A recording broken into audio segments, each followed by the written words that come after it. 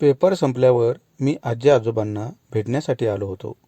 ते दोघं एका खेडेगावामध्ये राहत होते. माझे मामा बाहेरगावी नोकरीला असल्यामुळे ते तिकडेच राहत होते.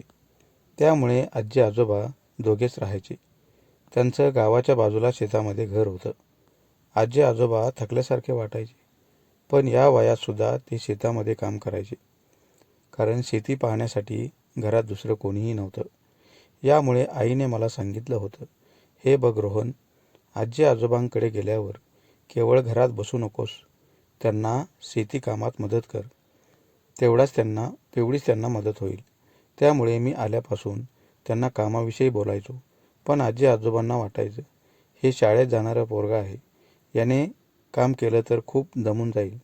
यामुळे ते दोघे मला शेतातील कोणतंच काम करू देत नव्हते. खूप आग्रह केल्यानंतर शेवटी हळूहळू मी कामाला सुरुवात केली होती. जे त्यांना होणार नाही अशी कामं मी त्यांना करू लागायचो. तेव्हा त्यांना खूप बरं वाटायचं. आजोबांच्या घराशेजारीच एक पाहुणी मुलगी राहायला आली होती.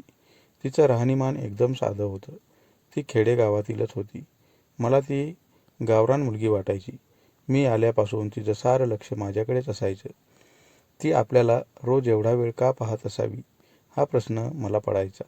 पण तिचं सततचं वागणं पाहून तिच्या मनातील भावना मला समजू लागली होती.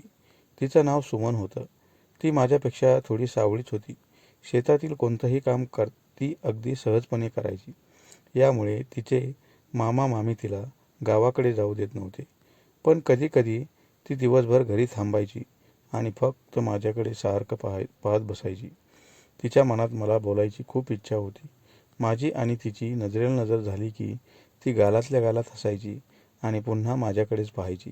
तिच्या आणि माझ्या घरी कोणी नसलं की ती पडवीमध्ये बसून मलाच पाहत बसायची. मी शेतात गेलो की ती सुद्धा माझ्या मागे मागे यायची. त्यामुळे तिच्या मनात माझ्याविषयी जे काही आहे ते मला तिच्याकडून जाणून घ्यायचं होतं. एक दिवस घरी कोणी नसताना तिने मला घरात येण्याचा इशारा केला. तेव्हा मी आजूबाजूला पाहिले आणि पटकन तिच्या घरामध्ये आलो. तिथे तिने एका चटईवर एक गादी टाकली होती.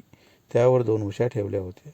हे सर्व पाहिल्यावर माझ्या लक्षात आलं की त्या गावरान पोरीने आपल्याला कशासाठी बोलवलं आहे.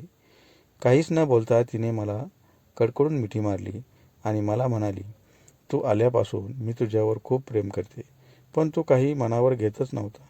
ती असं बोलल्यामुळे माझी बोलतीच बंद झाली होती, कारण माझ्या वागण्यामुळे तिने मला दोषी ठरवलं होतं. तिने पटकन दरवाजा लावून घेतला आणि त्या गादीवर बराच वेळ माझ्याकडून.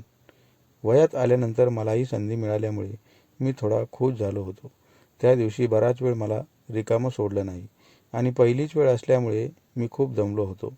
एवढी सेवा मिळाल्यामुळे आता सुट्टी संपेपर्यंत आपण आजोबाकडेच राहायचं आणि चांगली मजा करून घ्यायची, असं मी ठरवलं होतं. पण दुसऱ्या दिवसापासून तिचे मामा घरीच थांबायचे आणि सारखं तिच्यावर नजर ठेवायचे. मला वाटायचं तो काही आजारी असल्यामुळे घरी थांबला असेल, पण त्याचं खरं कारण हळूहळू मला समजलं होतं, कारण त्या दिवशी त्याने मला घरात जाताना पाहिलं होतं. माझ्या आजोबांचे व त्याचे संबंध चांगले असल्यामुळे तो मला त्याविषयी काहीच बोलला नाही. सुमनला मात्र त्याने त्या दिवशी खूप दम दिला होता. तू पुन्हा असं वागलीस तर मी तुला लगेच गावाकडे काढून देईन, असं म्हणून त्याने तिचा समाचार घेतला होता. तेव्हापासून सुमन खूप नाराज दिसत होती. तिला मनातून वाटायचं आता आपली सुरुवात झाली होती, पण मामाने मध्येच येऊन सारा गोळ घातला होता. तिचा मामा माझ्याकडे खूप संशयाने पाहायचा. तेव्हा मला थोडी भीतीच वाटायची. यामुळे कधीकधी मला वाटायचं आपण आता सुट्टी संपेपर्यंत न थांबता लगेच निघून जावं. याविषयी जेव्हा मी सुमनला सांगितलं तेव्हा ती माझ्यावर खूप नाराज झाली होती. माझ्या मामाला घाबरून तू गावाकडे जाऊ नकोस, आपलं खरं प्रेम असल्याने शेवटी त्याला माघार घ्यावीच लागेल, असं ती बोलल्यावर मी तिला खूप समजावून सांगितलं. पण ती गावरान पोरगी माझं काही ऐकायला तयारच नव्हती. शेवटी आपल्या आजोबांनाही तिचे मामा सांगतील म्हणून मी आजी आजोबांना एक मोठं कारण सांगून आमच्या गावाकडे आलो होतो. पण गावाकडे आल्यावर मला अजिबात करमत नव्हतं, कारण दिवसभर आजोबांच्या घरी तिची आणि माझी खूप वेळा नजरेला नजर व्हायची. असे अनेक प्रसंग माझ्या डोळ्यासमोर उभे राहायचे. यामुळे हे सगळं विसरायला बरेच दिवस लागले होते.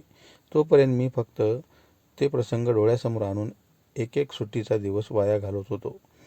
वयात आल्यामुळे आमच्या दोघांकडून खूप ती चूक झाली होती. पण तिने मला एकदम लग्नाची अट घातली होती. यामुळे भविष्यात आपलं लग्न लवकर झालं नाही तर सुमनला मी खूप मिस करणार होतो.